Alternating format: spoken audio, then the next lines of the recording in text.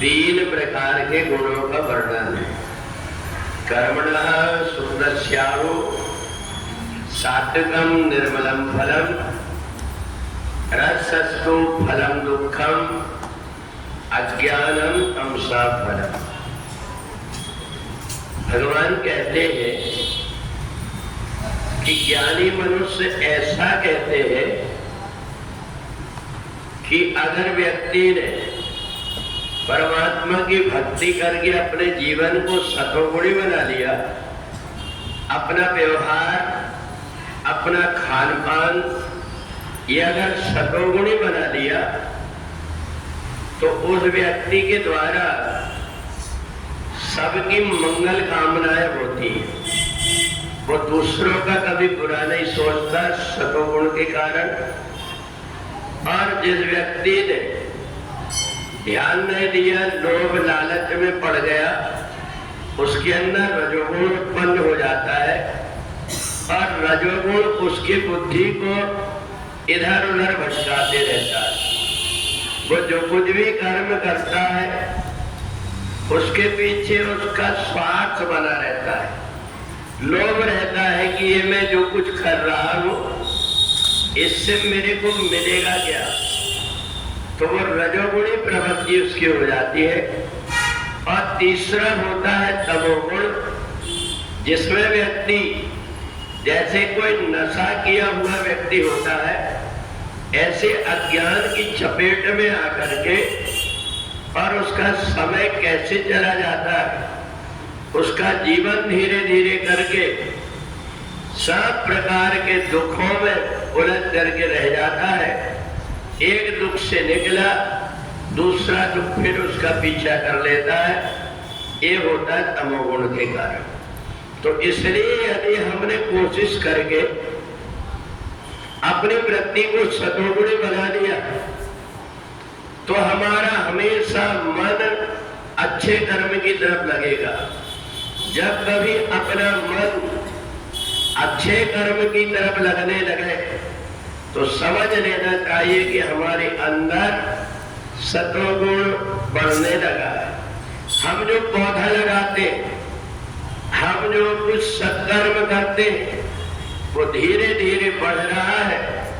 ये हमारे आसपास हमारी सुख सुविधा, हमारे व्यवहार, इसको देख करके लगने लगता है कि हम ठीक रास्ते पर चल रहे हैं।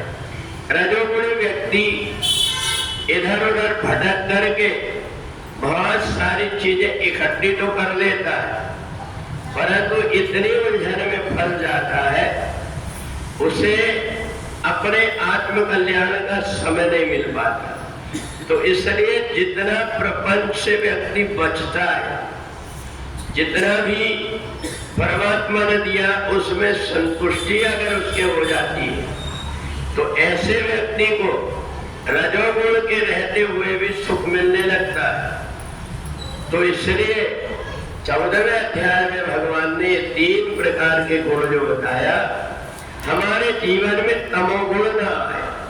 तमोगुण हमारी हर चीज से, हर जगह व्यक्ति को निराशा ही लेकर के चलते रहता है, चाहे उसके पास कितना भी कुछ हो जाए।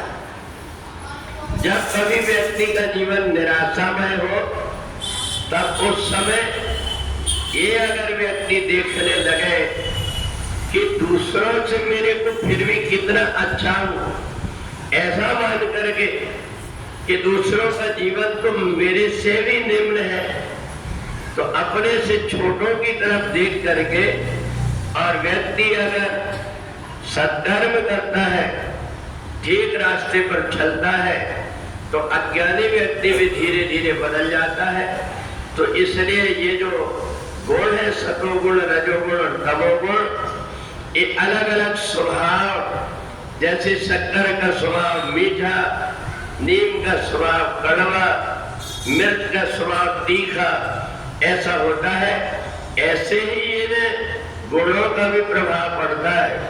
अगर सतोगुण बढ़ा हुआ है तो हर समय व्यक्ति आनंद में रहता है, उसको ऐसा लगता है कि मेरा जीवन आनंदित है, सब कुछ परमात्मा ने मेरे को दिया है, जो कुछ कमी है उसकी तरफ उसका ध्यान ही नहीं जाता, मेरे को इतना दिया है ये सोचता है। और रजोगुणी व्यक्ति जोड़ जोड़ करके सब कुछ रख लेता है, परंतु चैन से उसका उपयोग नहीं कर पाता।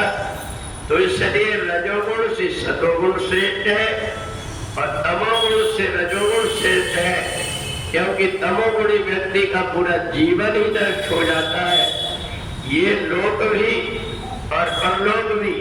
तो इसलिए हमारे जीवन में तमोगुण ना आए, इसलिए हमको वहां सतर्क रहना पड़ता है। और सतर्क रह करके हम यदि परमात्मा की तरफ चलने की आदत बना लेते हैं तो हमारा ये जीवन सार्थक हो जाता है।